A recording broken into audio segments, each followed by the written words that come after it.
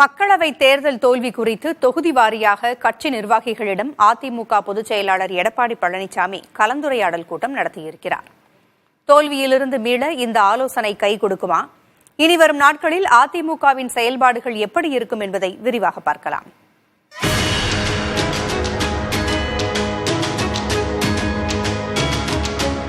2014 மக்களவைத் தேர்தலில் தமிழ்நாட்டில் 44.9% வாக்குகளை பெற்று 37 இடங்களில் வெற்றி பெற்றிருந்தது அதிமுக.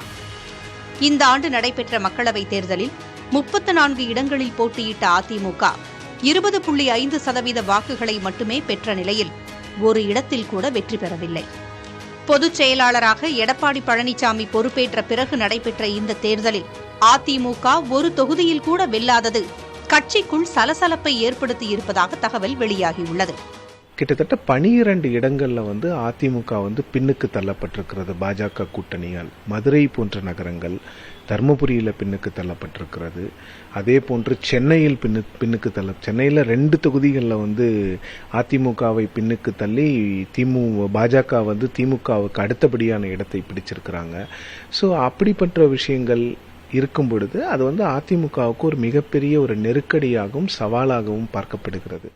இதேபோல் 2019 மக்களவைத் தேர்தலில் அதிமுகவின் வாக்கு சதவீதம் 19.3% இருந்த நிலையில் தற்போது 20.57% உயர்ந்திருப்பதை ஒரு நேர்மறையான கருத்து என்று சொன்னாலும் தொடர் தோல்வி கட்சித் தொண்டர்கள் மத்தியில் சுணக்கத்தை ஏற்படுத்தும் என்கின்றனர் அரசியல் விமர்சகர்கள்.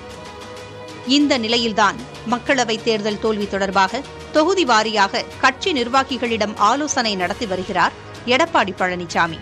சென்னை அதிமுக தலைமை அலுவலகத்தில் நடைபெற்ற கலந்துரையாடலில் எடப்பாடி பழனிசாமி மற்றும் கட்சியின் மூத்த நிர்வாகிகள் கலந்து கொண்டனர்.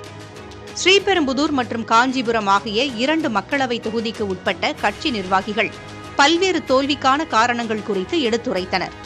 தேர்தல் தோல்வி குறித்து அதிமுக தொண்டர்களிடம் இருக்கும் எதிர்மறை எண்ணத்தை போக்க இந்த ஆலோசனை பலனளிக்கும் என்று பத்திரிகையாளர்கள் கூறுகின்றனர். 2019 ஒப்பிடும்பொழுது நாங்கள் 1% வாக்கு எங்கள் சதவீதம் ஏறிவிட்டது என்று நம்ம கணக்குக்காக சொல்லலாமே தவிர கட்சி ஒரு தேய்ந்து கொண்டிருக்கிறது இல்லாட்டா பலவீனம் அடைந்து கொண்டிருக்கிறதுங்கிறது அது ஒரு நிதர்சனமான ஒரு உண்மை.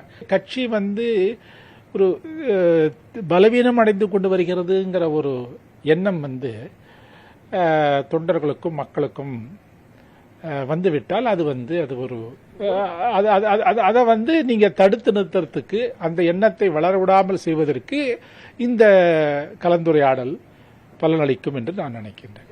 இதேபோல் அதிமுக போட்டியிட்டு தோல்வியடைந்த 34 தொகுதிகளின் நிர்வாகிகளிடமும் கலந்துரையாடல் கூட்டம் நடைபெறவுள்ளது. ஒவ்வொரு தோல்விக்கு பின்னாலும் இருக்கக்கூடிய காரணங்களை சுய பரிசோதனை செய்து கொள்வது அவசியம். கட்சி நிர்வாகிகளுடனான இந்த கலந்துரையாடல் கூட்டம் ஒரு நல்ல தொடக்கம். புதிய தலைமுறைக்காக ஒளிப்பதிவாளர் சதீஷ்குமாருடன் ரமேஷ்.